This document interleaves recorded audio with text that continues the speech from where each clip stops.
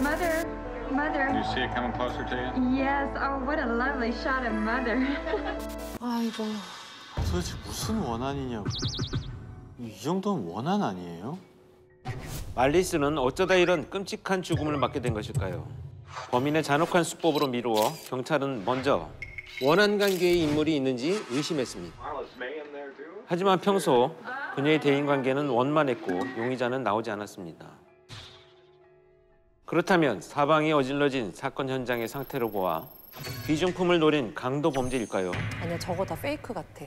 While we're there, patrol guys are asked to go door to ask if anybody saw anything between this time and this time. 사건을 더 알아보기 위해 경찰은 그녀의 집 주변을 철저히 조사합니다. 정말? 경찰은 말리스의 옆집에도 침입 흔적이 있는 것을 발견합니다. To check to see if there is a victim in there without a warrant. 다행히 옆집은 비어 있었고 추가 피해자는 나오지 않았습니다.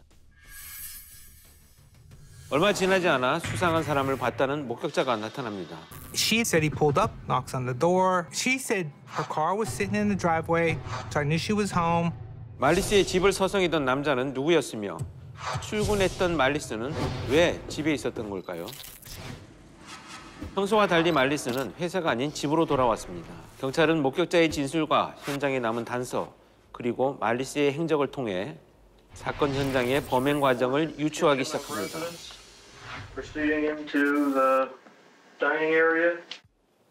여기서 프로파일러 문제가 나갑니다. 피해자의 동선과 현장에 남은 단서를 보고 사건이 일어난 순서를 재구성하는 겁니다. 오랜만에 재구성 문제가 나왔죠. 자, 우선 경찰이 찾은 단서들을 모두 제가 드려보겠습니다. 집 안에 창문 옆에 피가 묻은 지문 1번입니다. 두 번째는 식탁에 마트 영수증과 장을 봐온 물건이 있었습니다. 3번 단서는 몸싸움의 흔적입니다. 네 번째 단서는 누군가 집에 찾아와 문을 두드립니다. 다섯 번째는 벽에 튀어있는 혈흔입니다. 자, 마지막으로 여섯 번째는 작은 방에 있는 시체인데요. 이게 가장 마지막이겠죠. 6번은 마지막이 고정이 되겠죠. 저는 요번 1, 2, 3, 4, 5 이 재구성하는 거는 전적으로 박선영 씨한테 맡기도록 하겠습니다. 의견에 따르도록 하겠습니다. 우리의 경솔함을 반성하는. 아니, 우리는 집단 지성을 함께 퍼즐을 맞춰가야 하기 때문에 그럼 안 돼요. 자, 우리 박선영 씨는 어떻게 생각하세요? 몇 번으로 생각하세요? 자, 우선 몸싸움을 하다가 구타를 하면서 벽에 혈흔이 튄 거 아닐까요? 맞을 거예요. 한번 얘기를 쭉 해주세요. 용의자가 다시 한번 확인을 하는 거죠. 집이 비어있는 게 맞나.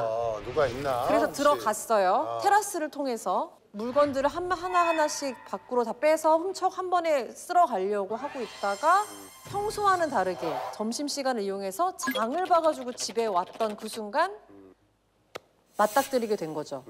그래서 범인과 집주인이 몸싸움을 하게 되고 구타를 했는데 죽지 않은 걸 발견해서 불까지 지르고 근데 왜 갑자기 창문 옆에 지문이 있지? 이거 테라스로 나가면 되잖아요. 아! 불을 피웠으니까 자기가 답답해서 창문을 열었나? 자기도 죽을 것 같아서? 그럴 수도 있죠. 그럴 수도 있죠. 근데 이거는 어차피 피가 묻은 거니까 여기 순서가 여길 수밖에 없어요. 이 사건이 일어난 지니까. 그럼 이대로 갑니까, 저희? 한석준 씨 한번 얘기해 보세요. 저 방금 굉장히 중요한 다른 생각을 하기 시작했는데요. 네. 4-2가 아니고 2-4예요. 그러니까 이 사람이 오랜만에 누가 찾아오기 때문에 그 사람하고 밥을 먹으려고 장을 봐서 집으로 온 거고 점심에. 그리고 그 사람이 왔고 방문을 한 거고 그랬는데 얘기하다 몸싸움이 났고 아주 혹독하게 살해를 한 거고 그래서 벽에 혈흔이 튀고 강도인 척 하려고 물건 빼고 어쩌고 한 거가 아닐까. 그래서 답은 2-4-3-5-1-6이 되는 거예요. 이거 어때요? 창문 옆에 피가 묻은 지문. 창문이 현관 옆에 있는 창문이라면 한창 범행을 저지르다가 갑자기 누가 노크를 한 거예요. 그래서 범인이 누가 노크를 한 거지? 하고 밖을 황급히 보다가 피 묻은 자신의 손을 생각하지 못하고 짚은 거죠. 제가 할 말은 없는데 네. 아까 앞에 걸 맞히셔가지고 근데 제가 알기로 우리 제작진이 그 정도로 디테일한 거를 내지는 않아요. 근데 저 정답 추리에 1번 창문이 현관문 옆에 있다고 써 있는 저 말이 사실 박선영 씨가 방금 한 말에 대한 설명이긴 해요. 누군가가 집에 가서 문을 두드림이 아니라 누군가가 집에 찾아와 문을 두드림. 집 안에 있는 사람의 입장인 거예요. 집 안에 범인의 입장인 거죠. 그러네. 이게 더 말이 되네. 아 그러면 제 3의 인물이 그렇지. 안에 범인이 있고 얘가 제 얘는 딴 3의 뭐 인물. 우체부일 수도 있고. 왜냐면 그 옆집 아줌마가 얘가 두드렸다고 했지 얘가 들어갔다고는 안 했어요. 두드리는 것만 봤다고. 자 그러면 내가 붙이는 게 맞다는 생각은 들어요. 그냥 몸싸움을 했다고 그러고 그다음에 구타했다고 그러지 않았어? 아니었어요? 자, 결정을 한번 해보시죠. 나 썼어. 한석준 253416. 이미 저 안에서 둘이 싸우고 있다가 누가 왔는데 놀래서 보고 그 다음에 이렇게 됐다. 자 선영 씨 그냥 몸싸움을 했다고 그러고 그다음에 구타했다고 이게 그러지 페이크가 있을 수는 있어요. 그래, 뒤에서 치고 기절하지 않아서 몸싸움을 한 거야. 저도 253416이요. 그러면 253416으로 가겠습니다. 네. 그냥 다수결이니까 네네. 두 명이 253416으로 하자고 그랬으니까 253416. 혹시 모르니까 교수님 생각도 한번 써보세요. 교수님은 어떻게 생각하세요? 자, 너무 안타까운 두 번째 정답을 확인해 보겠습니다. 범인은 말리스가 출근한 시간을 틈타 뒷문을 통해 잠입했고 고가의 물건들을 훔치려 했습니다. 예상치 못한 일이 벌어집니다. 맞겠다. She leaves office at 11:30. She goes to the grocery store, and then she heads home. 사건이 일어난 첫 번째 순서는 바로 2번 마트 영수증과 장바원 물건들입니다. 그녀가 집에 돌아오자 너무 안타깝다. and was surprised when she came home. When he was surprised, he reacted with violence. 그렇게 맞닥뜨린 두 사람은 난투극을 벌였고 몸싸움을 먼저 했어. 저게 바뀌는구나. 범인의 무자비한 공격에 그렇게 벽 여기저기에 혈흔이 남은 것입니다. 그리고 범인에 의해 말리스가 쓰러진 그 순간 누군가 현관문을 두드립니다. 그 사람은 바로 러셀이라는 남성이었습니다. 러셀은 사건 당일 말리스와 낮 12시에 약속이 있었습니다. 그렇구나. 사건 발생 네 번째 순서는 4번 누군가 찾아와 문을 두드렸다입니다. Is looking out the window to see who is out there. 정확하게 맞았네. Inadvertently leaves his thumbprint by the window. 1번 창문 옆 혈흔이 묻은 지문입니다. 그리고 범인은 말리스를 살해한 뒤 현장을 벗어났습니다. 정답은 235416. 선영 씨의 지문 추리가 굉장히 예리했습니다. 범인은 누구고 어떻게 된 사건일지 영상 이어서 보시죠. 네.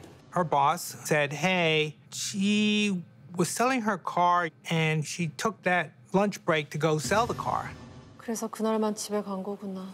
하지만 경찰이 현장에 왔을 때 말리스의 차는 보이지 않았습니다. 그놈이 타고 갔겠지.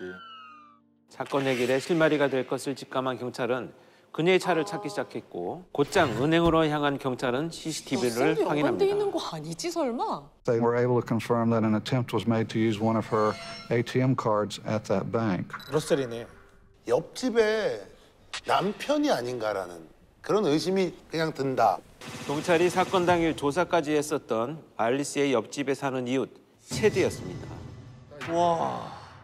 체드는 평일엔 말리스가 회사에 출근해 집이 비어 있는 것을 알고 있었습니다. 늘 지켜봤던 거구나.